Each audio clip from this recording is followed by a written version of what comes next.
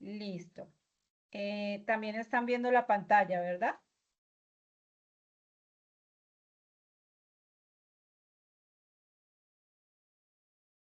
Listo, Julián, muchas gracias. Entonces, bueno, los saludo muy especialmente a nuestros aprendices que nos acompañan la noche de hoy, a los que más adelante se irán conectando y a los también a los aprendices que pues por alguna razón no pudieron conectarse, pero pues me imagino que van a estar muy pendientes de la grabación de la sesión de hoy. Hoy nos encontramos en nuestra última sesión de la competencia de derechos fundamentales transversal de su proceso formativo del tecnólogo en desarrollo de medios gráficos visuales, correspondiente a la ficha 3070-347 en nuestra fase de elaboración de piezas gráficas. Hoy 2 de marzo, siendo las 7:07, damos inicio a la sesión. Como siempre, nuestra agenda que vamos a desarrollar para tener como un orden de la sesión, para que tengamos una secuencia y un hilo conductor. Entonces, pues nuestro saludo, que ya de acá lo extendemos. Invitarlos a nuestros aprendices a que se pongan al día, a que ellos de pronto que deben todavía evidencias de las anteriores actividades, por favor, importante que estén al día con sus evidencias, teniendo en cuenta que estamos culminando ya la competencia y pues tenemos que evaluar los resultados de aprendizaje. Vamos a abordar la temática y al final vamos a explicar nuestra evidencia que, como les decía, es la última ya de la competencia de derechos fundamentales. Bueno, esta noche, hoy vamos a mirar nuevamente, pues recordar la competencia. Nosotros tuvimos la última, bueno, la anterior sesión la tuvimos más o menos como el 10 de febrero, si no estoy mal, donde hacíamos un análisis sobre los derechos individuales y colectivos que tienen los trabajadores en el mercado laboral y cómo hacíamos ese reconocimiento de cada uno de ellos y ustedes muy juiciosamente entregaron su evidencia donde hablaron de algunos y profundizaron mucho más sobre los conceptos. Ahora es importante conocer que si bien es cierto, tenemos unos derechos individuales y colectivos, también necesitamos ver qué sucede cuando esos derechos no son respetados, son vulnerados o hay un incumplimiento sobre la normatividad de lo que debe tener por ley un trabajador. ¿Qué debemos hacer? ¿Qué se puede hacer? ¿Cómo debemos actuar frente a esas situaciones? Pues eso es lo que vamos a ver hoy en nuestra temática de violación de derechos del trabajo, teniendo en cuenta los mecanismos de protección que existen amparados en la Constitución Política del 91, donde hacemos referencia al derecho de petición y la acción de tutela y otro mecanismo que es la acción de cumplimiento, donde nosotros podemos utilizar esos instrumentos para precisamente hacer valer y ejercer los derechos del trabajo. Con esta temática esperamos abordar estos dos últimos resultados de aprendizaje. Recordemos que nuestra competencia tiene 4 resultados de aprendizaje. Ya vimos los 2 primeros y con esta última actividad y temática vamos a abordar los 2 últimos resultados de aprendizaje que se denominan practicar los derechos fundamentales en el trabajo de acuerdo a la Constitución Política y los convenios internacionales y participar en acciones solidarias teniendo en cuenta el ejercicio de los derechos humanos y de los pueblos y la naturaleza. Entonces, aspiramos a que con esta actividad ya estemos culminando esta competencia, es decir, dentro de su lista de competencias aprobadas ya van a tener también la de derechos fundamentales y eso quiere decir que estamos avanzando cada vez más hacia esa culminación de la etapa lectiva. Entonces es importante no perder el impulso, no perder la motivación, meterla, pues como dicen ustedes, toda en este momento porque pues ya estamos finalizando esta etapa. Permítame un segundo, voy a darle ingreso a otro compañero. Perfecto. Listo, muy bien. Entonces, recordemos que el derecho al trabajo no es algo que se ha ganado fácilmente, ha sido precisamente una lucha, una conquista de todas las movilizaciones y jornadas de todos los protagonistas de este tema laboral, ¿cierto? De los trabajadores en todos los periodos de la historia, después de la Revolución Industrial, donde vimos que ya empezaba a salir la manufactura, donde ya los, digamos, actividades agrícolas y artesanales se industrializaban, ¿cierto? Pero también con esa industrialización vinieron muchos atropellos en el tema de las personas que trabajaban y bueno, y se fueron, digamos que reuniendo muchas conquistas y hoy en día podemos decir que hablamos de que el trabajo es un derecho fundamental y que nuestro país también está tipificado en la Constitución como un derecho fundamental. Y eso ha sido una gran ganancia. Sin duda hay que trabajar mucho más en este tema laboral, pero ya garantizar de que el trabajo sea una posibilidad para todos, pues es muy importante. Entonces, según lo que hemos visto y lo que hablamos en la sesión pasada, yo quisiera preguntarles a ustedes, ¿cuál puede ser una violación de los derechos del trabajo? ¿Ustedes qué han visto? ¿Qué pueden percibir de pronto de su día a día, de lo que hacen? ¿Cuál puede ser una violación a los derechos del trabajo? A ver, los escucho o escriben en el chat también, los leo y las leo. Profe, el incumplimiento salarial. Muy bien, claro, Juliet. El incumplimiento. Todos, gracias, Juliet, por la participación. Todos absolutamente trabajamos buscando, pues principalmente una compensación, una remuneración por ese trabajo, por esas funciones, por esas tareas que desempeñamos, ¿cierto? Pues porque aquí yo creo que no hay nadie que vaya a trabajar y, ay, no importa que no me paguen. No, todos trabajamos esperando una remuneración, un salario y que ese salario obedezca a la normatividad vigente. Recordemos que en el caso de nuestros aprendices ahorita, ustedes que van a entrar a la etapa práctica, se van a dar cuenta que ya el tema legislativo con la ley 2466 del año pasado ya adquirió unas nuevas condiciones. Ya hablamos de que no es un contrato de aprendizaje, sino es un contrato laboral que se debe pagar el salario mínimo legal vigente, la afiliación a salud, a pensión, a riesgos y todas las prestaciones sociales. Entonces, claro, si a mí no me pagan el salario y lo que está estipulado, pues es una clara violación a los derechos del trabajo. Muy bien, Juliet. ¿Cuál otro puede ser una violación a los derechos del trabajo?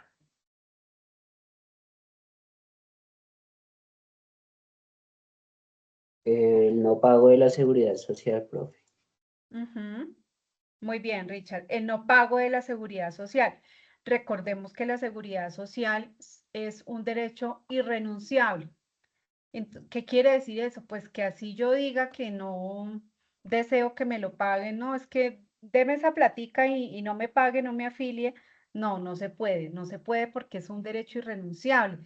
Todos los trabajadores deben estar afiliados al sistema de seguridad social y en ese marco de seguridad social estamos hablando de salud, de pensión, riesgos laborales y subsidio familiar cuando sea necesario. Entonces, em, el no pago, el no afiliación a la seguridad social y pues en salud, pues es una clara violación. Muy bien, Richard. ¿Cuál otro podría ser?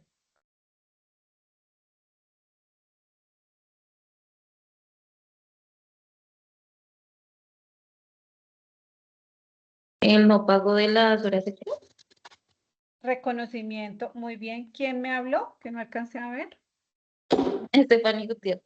Hola, profe. Ah, hola, Stephen, ¿cómo estás? Muy bien. Claro, el no reconocimiento de las horas extras, ¿cierto? Si a mí me ponen a trabajar más de las 8.5 horas y no hay un reconocimiento, pues hay una clara violación. Muy bien. No sé si también ustedes escucharon, hace poco en las noticias estaban hablando que iban a cerrar unas áreas de la planta de producción de Alpina porque no cumplían con algunas condiciones de seguridad y salud en el trabajo que estaban expuestos los trabajadores y el Ministerio de Trabajo selló algunas áreas de producción de esta compañía que es bastante grande y muy importante en el país Pero fíjense que hasta esas empresas muchas veces violan o incumplen la normatividad que debe proteger y velar por el bienestar de sus trabajadores. Entonces, lo vemos día a día. Este tema no es solo teoría, no es solo, sino que es nuestro diario vivir y es importante que nosotros lo tengamos muy presente cuando se presentan esas violaciones.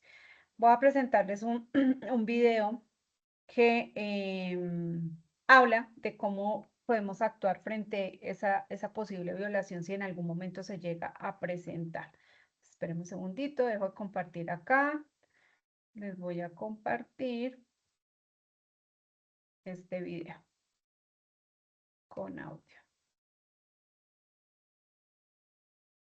4 años en una empresa privada recibiendo un salario de 2.500.000 pesos por medio de un contrato a término indefinido. La empresa no le pagaba su pensión y ARL. Ante esta situación, Juan se acercó a la Dirección Territorial del Ministerio del Trabajo de la ciudad para dar a conocer su caso. El Ministerio del Trabajo realizó una inspección a la empresa y comprobó que estaba incumpliendo el pago a seguridad social de los trabajadores. El Ministerio del Trabajo impuso una multa y dio a conocer a los trabajadores los derechos laborales que tienen al prestar sus servicios a una organización. Las trabajadoras y trabajadores tienen derecho a un salario justo y equitativo, que debe ser suficiente para cubrir sus necesidades básicas y las de su familia. Derecho a la seguridad social. Esto incluye salud, pensión y riesgos laborales. Derecho a la estabilidad laboral. Significa que los trabajadores con contrato a término indefinido no pueden ser despedidos sin una causa justa. De lo contrario, tienen derecho a una indemnización. Derecho a la libertad sindical. Tienen derecho a afiliarse a un sindicato y participar en actividades sindicales sin que esto afecte su relación laboral con el empleador.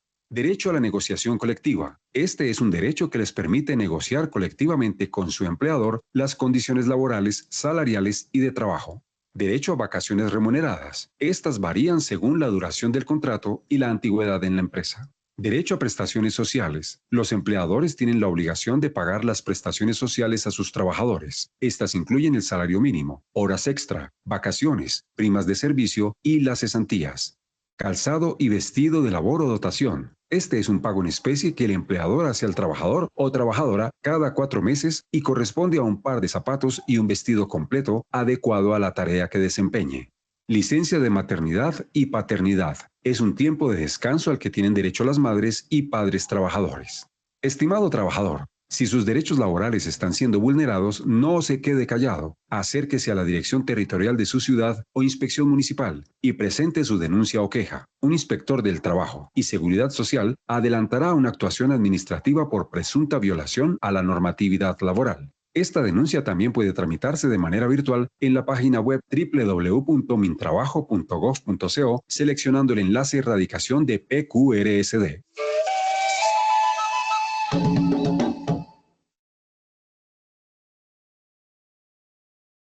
Bueno, entonces, importante que tengamos en cuenta que en nuestro país el ente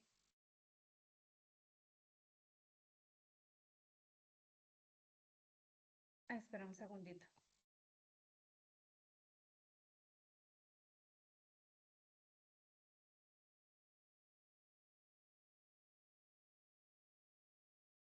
Espérame que estaba compartiendo aquí con audio de otra pantalla.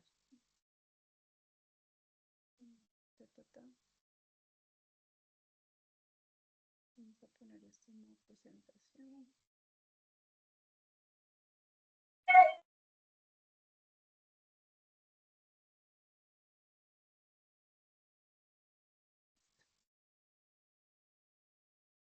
Bueno, entonces, el ente supremo en el tema de trabajo es el ministerio aquí en nuestro país, el Ministerio de Trabajo. Ellos tienen en cada ciudad unas territoriales, unas oficinas que son como unas sucursales que operan en cada ciudad, en cada territorio, buscando precisamente acercarse más a los trabajadores. Si en algún momento ustedes, ya sea que estén en su etapa práctica o ya estén trabajando, ¿me escuchan bien?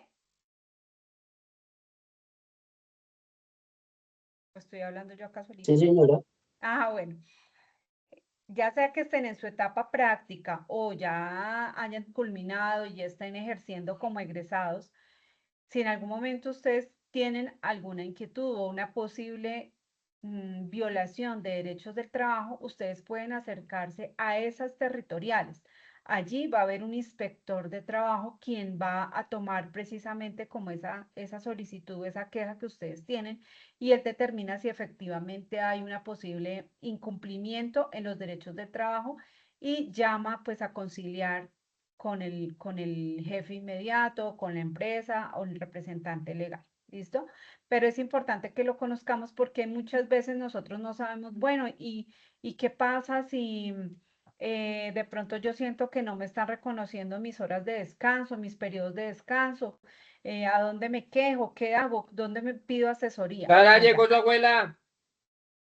por favor, nos regalas silencio en tu micrófono. Alguien que escuchamos por ahí.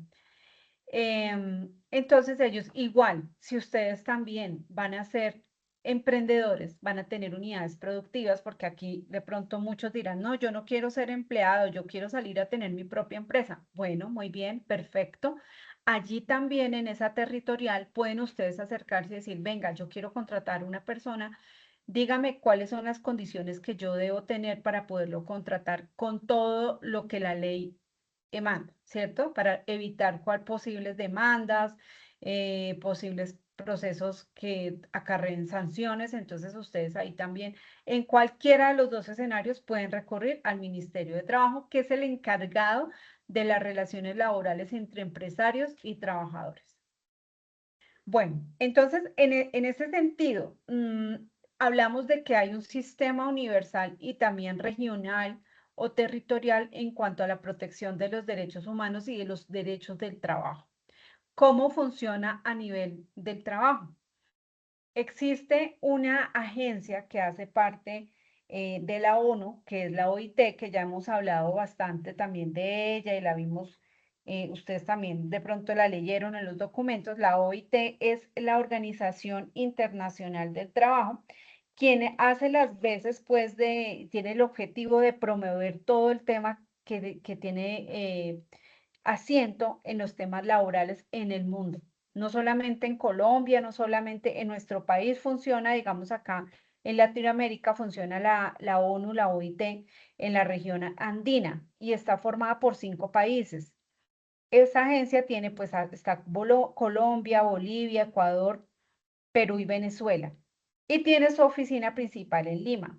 Ellos son los que esta agencia, esta organización está pues pendiente precisamente de que haya una protección de esos derechos del trabajo y crea unas normas internacionales. Y esas normas internacionales son esa carta de navegación que tienen los países para poder implementar políticas en todo lo que es relacionado con el empleo, ¿sí? Estas NIF o estas normas internacionales dan línea a todos los países que hacen parte de la OIT para que puedan empezar a implementar la política de trabajo decente y trabajo digno. Lo hablábamos también de que el trabajo, una cosa es trabajo digno y otra cosa es trabajo decente, ¿cierto? Trabajo decente es aquel que tiene todas esas condiciones normativas, donde se tienen en cuenta los derechos de los trabajadores y que le permite al trabajador vivir en unas condiciones dignas, ideales, para suplir sus necesidades tanto básicas como también en superación, en movilización, en avanzar en sus propósitos y sus objetivos.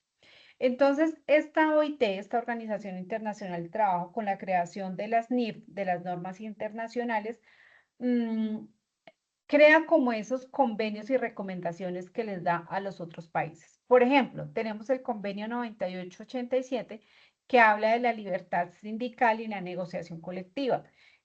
¿Cómo aplica esto en nuestro país? Pues en nuestro país, en la Constitución Política, habla de que las personas se pueden agrupar, se pueden asociar para buscar el bienestar de todo el grupo de trabajadores, haciendo una negociación, un diálogo colectivo, un diálogo que sea constructivo en la consecución de esos intereses colectivos, no individuales, sino colectivos. y que se puede conformar y que el Ministerio de Trabajo es la entidad encargada de darle el aval de que ese sindicato pueda funcionar en cualquier empresa. Entonces, fíjense que esto no es solamente en nuestro país, sino que existe un convenio, una norma internacional que lo regula. Lo mismo pasa con las condiciones laborales. En el convenio 100 de las normas internacionales habla de la seguridad y salud en el trabajo. Hoy en día, todas las empresas están obligadas a tener un sistema de seguridad y salud en el trabajo que le brinde esa prevención y esa protección y esos ambientes adecuados para un entorno de trabajo saludable para cada uno de los trabajadores.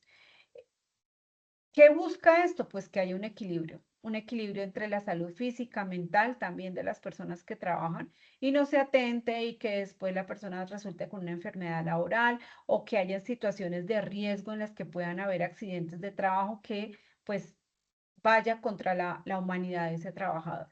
Habla también de los salarios que deben ser equitativos, que dependiendo del nivel de cualificación de cada trabajador, pues debe ser equivalente ese salario, teniendo en cuenta pues lo mínimo que en nuestro país pues es el salario mínimo legal vigente, valga la redundancia, pero de ahí no podemos bajar, ¿cierto? Eso es como su nombre lo dice, lo mínimo que debe ganar una persona para suplir esas necesidades. Está el convenio 111 de la no discriminación, donde habla de que absolutamente todas las personas deben tener la posibilidad de acceso a tener un trabajo sin importar su condición, su condición política, su raza, nada. Absolutamente todos deben tener la posibilidad de tener un trabajo, una opción de trabajo para generar pues esa satisfacción personal y también suplir sus necesidades.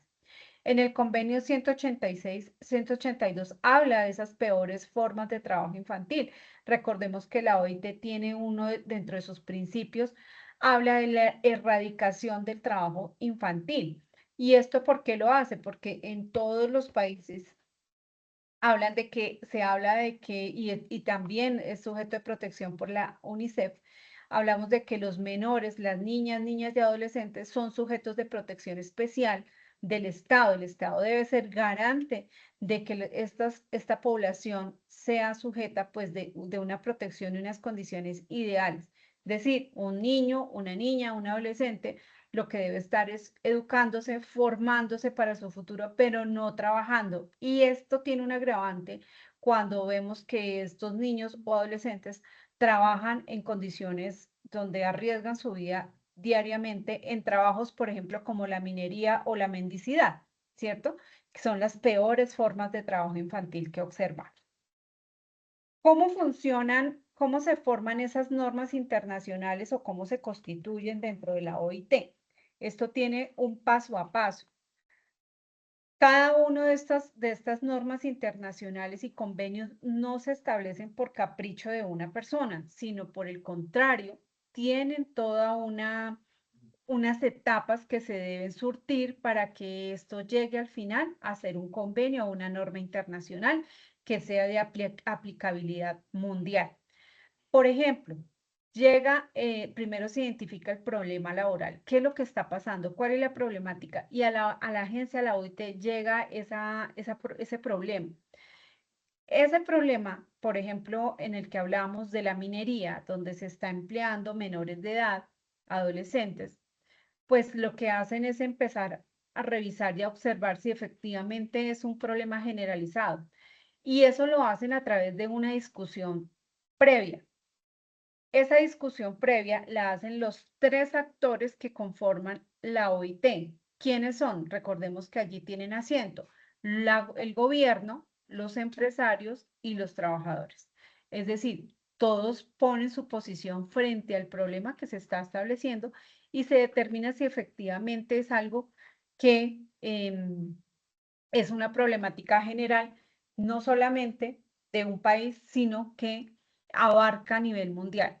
Si esta discusión, efectivamente, por parte de los empresarios, de los empleadores y gobierno, se tipifica como efectivamente una problemática en el ámbito laboral, pues lo llevan a la Conferencia Internacional del Trabajo para socializarlo y exponerlo. Recordemos que ellos se reúnen una vez al año en Ginebra, Suiza, y allí hacen precisamente esa socialización. Y en ese espacio se aprueba esa norma internacional.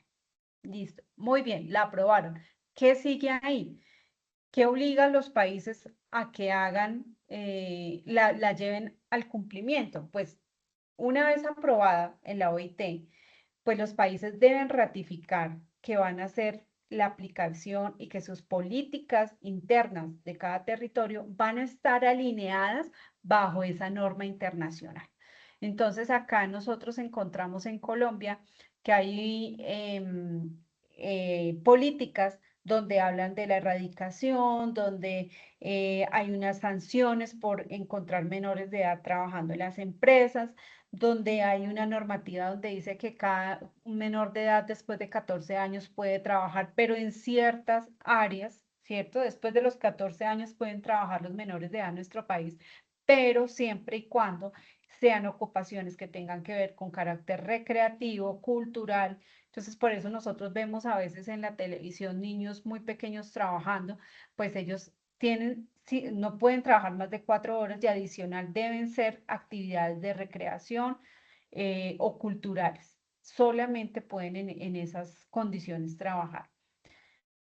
Y crean también las sanciones para las empresas que tengan menores trabajando sin permiso de los padres, sin cumplir con la condición. El Ministerio de Trabajo también es el que otorga el permiso para que un menor de edad trabaje en nuestro país.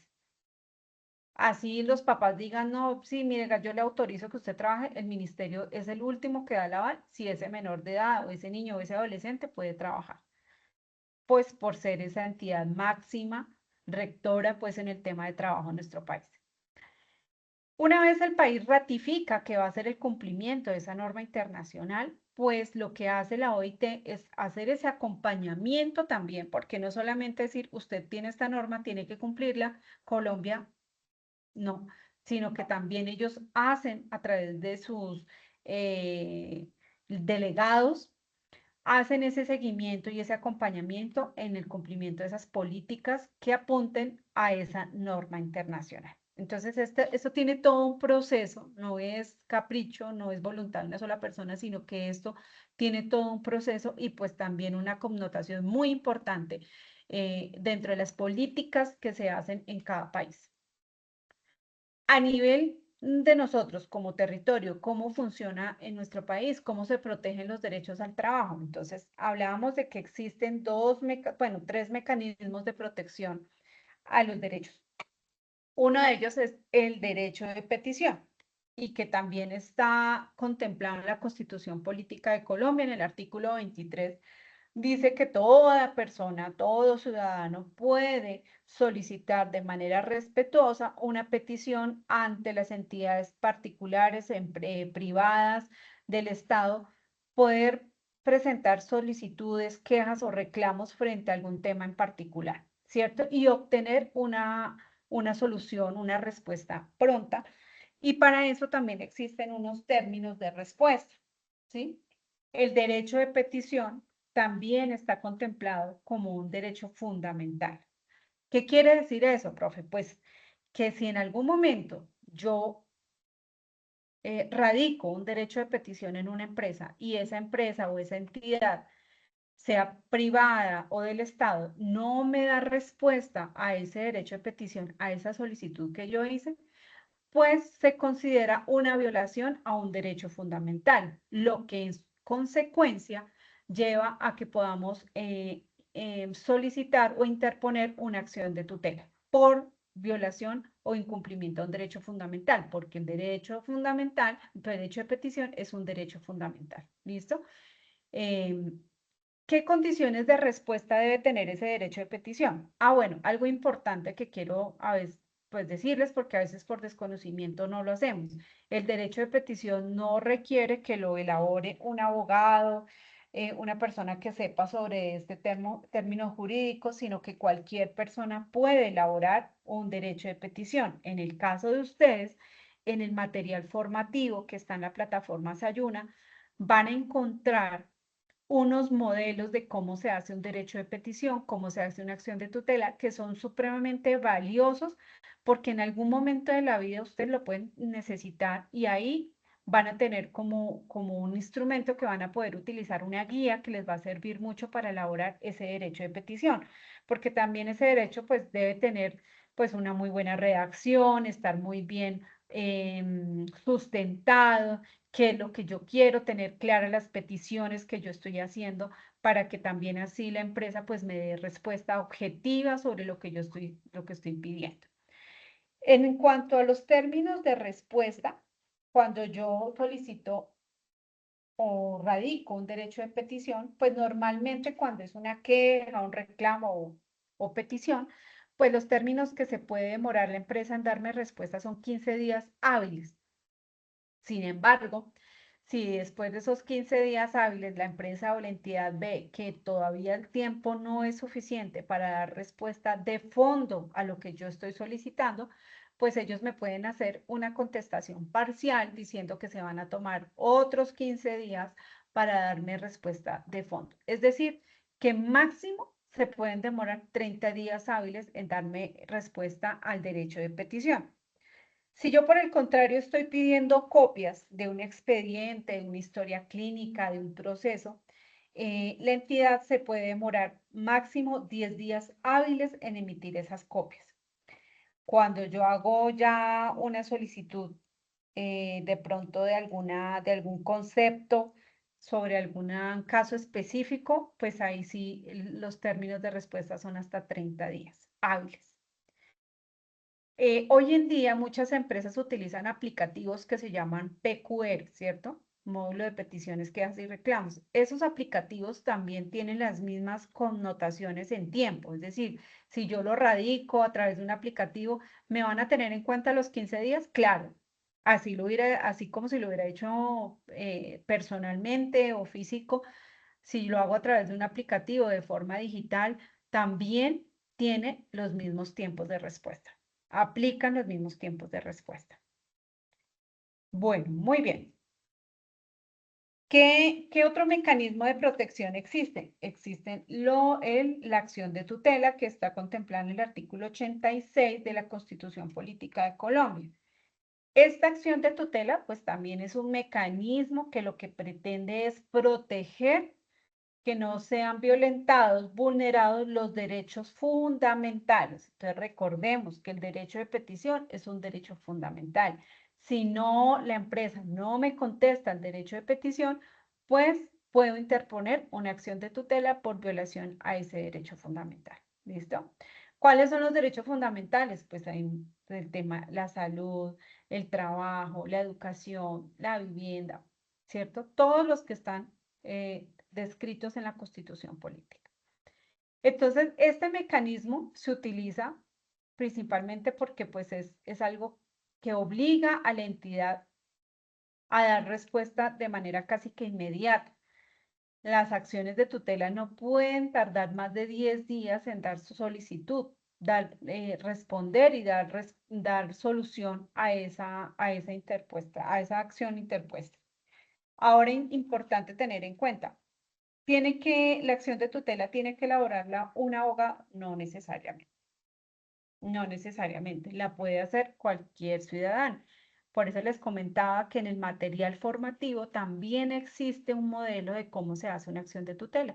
Ustedes lo pueden descargar, lo guardan en su computador para que cuando lo necesiten, pues lo puedan utilizar. Ahí es un instrumento muy valioso que uno sabe en cualquier momento lo requiera y ahí está para eso, para que ustedes precisamente lo puedan utilizar.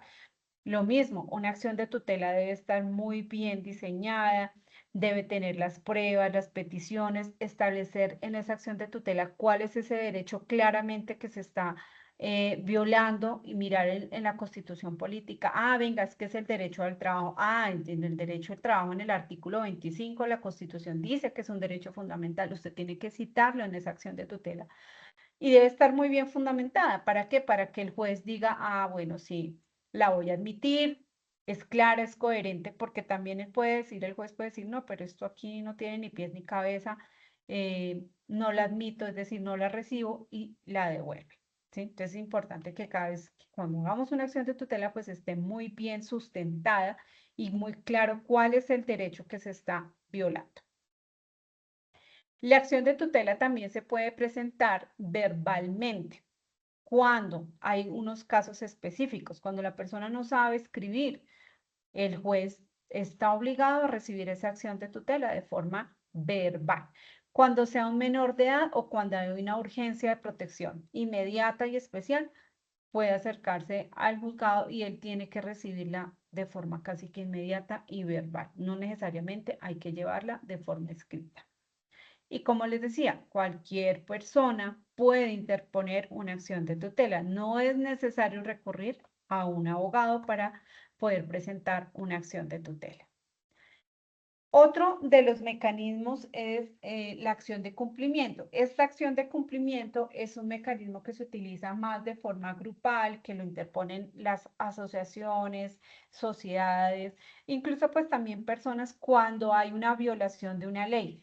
Por ejemplo, el tema de protección de datos personales, la ley de habeas data. Entonces, si yo veo que hay un funcionario que está utilizando mi información en esa empresa, un funcionario, un empleado que está utilizando mi información y la está suministrando a otra persona, a otra entidad, pues yo puedo interponer una acción de cumplimiento porque está violando claramente una ley que habla de la protección de datos de cada persona, que son intransferibles, que son confidenciales y que no tiene por qué compartirla con otras personas, a menos de que yo dé la autorización, ¿cierto? Entonces está violando una ley específica. Ahí es cuando tiene validez esta acción de cumplimiento. Bueno, ahora vamos a hablar de la evidencia que vamos a entregar, chicos. Entonces acá quiero que estén supremamente atentos porque vamos a mirar cuál es la evidencia que tienen que hacer ustedes para ya culminar nuestra competencia de derechos fundamentales, que espero que la pongan en práctica, que como dice, ejerzan sus derechos cuando estén en el campo laboral, puedan conocer y no muchas veces por no desconocer, dejamos que pasen, que incumplan, que vulneren nuestros derechos como trabajadores. Entonces es importante que ustedes lo conozcan y lo pongan en práctica. La última entrega, la última evidencia que vamos a realizar es un cuadro comparativo. En este cuadro comparativo, ese es el producto a entregar. Vamos a elaborar un cuadro comparativo. ¿Qué es un cuadro comparativo? Pues cuando determinamos dos conceptos y miramos qué características, qué similitudes, qué diferencias tiene el uno del otro. ¿De qué vamos a hacer el cuadro comparativo? De qué es una acción de tutela y qué es un derecho de petición y cuáles son sus diferencias. Ese es el cuadro que vamos a hacer. Ustedes lo pueden hacer de forma manual, claro. Alguien dice, no, yo quiero hacerlo en una hoja, voy a investigar, lo voy a hacer. Perfecto, lo puede hacer manualmente, lo digitalizan y lo suben a la plataforma. También pueden utilizar herramientas digitales. Ojo con las herramientas digitales. Yo no estoy en contra de que utilicen, como les decía en las otras sesiones, la inteligencia artificial la pueden utilizar, está muy bien, investiguen, pero háganlo ustedes mismos. Organicen la información. Recuerden que estamos en el marco de nuestro reglamento del aprendiz y el plagio, pues es una prohibición que tiene nuestro reglamento. Entonces, por favor, eviten caer en eso. Hagan ustedes mismos, investiguen. Con un ejemplo, ¿cuándo se interpone una acción de tutela? ¿Cuándo se interpone un derecho de petición? Porque ustedes también lo conozcan y lo manejen. ¿Listo? Para hacer el envío de este cuadro comparativo, entonces ustedes se van a remitir a la AP6, Derechos Fundamentales, cuadro comparativo sobre el derecho de petición y acción de tutela, guía de aprendizaje 7, nuestro código de la competencia 210, 201, 501, actividad de aprendizaje 3, instrumento de evaluación 03. Este instrumento de evaluación, recuerden que es como nosotros medimos pues que en la lista de chequeo de que efectivamente se haya desarrollado de forma adecuada la evidencia. ¿Cuándo inicia esta evidencia? Ya. Está abierta ya en la plataforma. Ustedes pueden ya consultar material formativo y empezarlo a hacer. Ya está habilitada desde el 2 de marzo y va a estar abierta hasta el 9 de marzo. Aquí quiero ser reiterativa con los tiempos, 9 de marzo. ¿Por qué?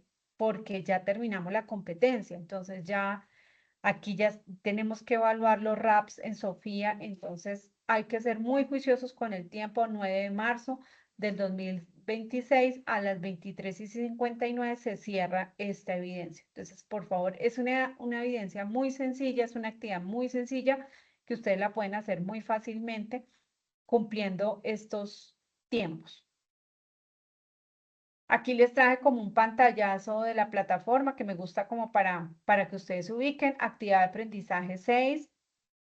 En evidencias y guías de aprendizaje, pues van a encontrar las dos que tenemos aquí seguiditas. La que vimos el 10 de febrero, que era el informe sobre trabajo decente, ciudadanía laboral, derechos individuales y colectivos, ¿cierto? Y aquí en la AP6, Derechos Fundamentales, encontramos el cuadro comparativo sobre derecho de petición y acción de tutela. Ahí le vamos a dar clic y cuando le vamos a dar clic, pues está el instrumento de evaluación, que quiero que ustedes lo vean para que también se guíen para hacer su cuadro comparativo. Y está también una guía de cómo se hace un cuadro comparativo. Algunos dirán, ay, pues es que eso ya es fácil, es que es obvio, ¿no? No, pues hay personas que no saben muy bien cómo se hace un cuadro comparativo, cómo debe ser. Entonces, ahí hay un anexo que les va a indicar cómo es la forma ideal de hacer un cuadro comparativo. Este es el instrumento de evaluación, entonces aquí quería que lo viera porque está la lista de chequeo. Entonces, en la lista de chequeo nos habla, pues, de qué debe tener ese cuadro comparativo. Entonces, habla que las características del derecho de petición, características de la acción de tutela, cuándo es la aplicación de cada uno, cuándo aplica el derecho, cuándo aplica la acción de tutela y a través de un ejemplo que ustedes puedan revisar cuándo aplica acción de tutela y cuándo aplica derecho de petición. ¿Listo? Esto es importante para que ustedes ya tengan una idea de cómo van a estructurar ese cuadro comparativo, dándole respuesta a estas variables para que podamos aplicar la lista de chequeo. ¿Listo? Aquí están los criterios de evaluación. Realmente, como les digo, es una evidencia muy sencilla y que espero que ustedes la puedan hacer a conciencia para que conozcan y profundicen mucho más estos dos términos, estos dos mecanismos, para que lo puedan utilizar en su vida diaria. Voy a abrir el espacio para dudas o inquietudes. Por favor, cuéntenme. ¿Quedó claro? ¿Hay dudas? ¿Hay preguntas? Abro el espacio Profe, de dudas e inquietudes. yo tengo una pregunta.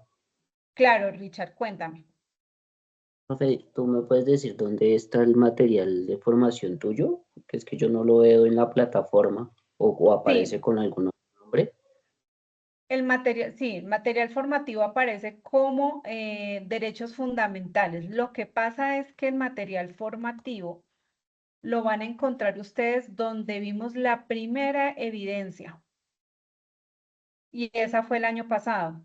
Entonces, espérenme, ya aquí les voy a compartir pantalla para que ustedes lo ubiquen.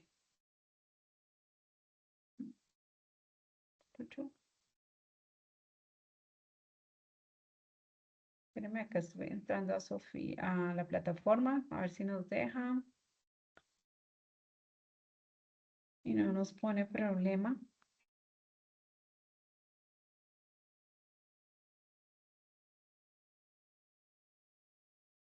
Listo.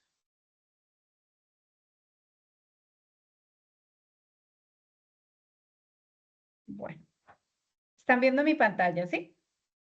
Richard, ¿estás viendo la pantalla? Sí, señora. Ok, entonces vamos a entrar aquí a nuestro programa de formación. Pues a mí me aparecen todos, pero ustedes entran a su programa de formación.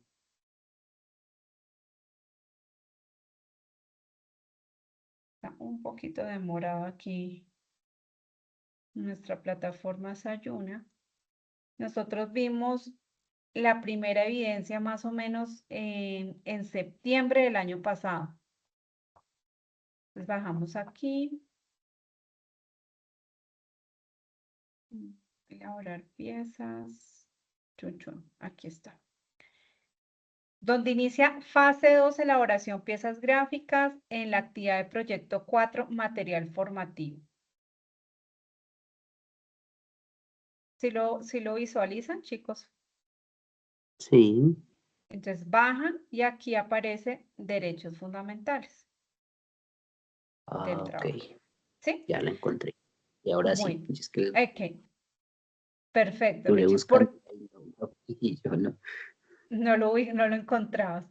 Listo. ¿Por qué No. está ahí? Porque ahí fue donde vimos la primera evidencia. Taller sobre características de trabajo en contexto local. Fue la primera evidencia que la vimos como en septiembre del año pasado. Entonces, normalmente el material formativo queda en el lugar donde inician las evidencias de esa competencia. Entonces, ustedes le dan ahí clic y van a encontrar toda la información de lo que hemos visto. Entonces, aquí para acceder al recurso educativo y ahí está todo. Incluso hay un desarrollo de contenidos.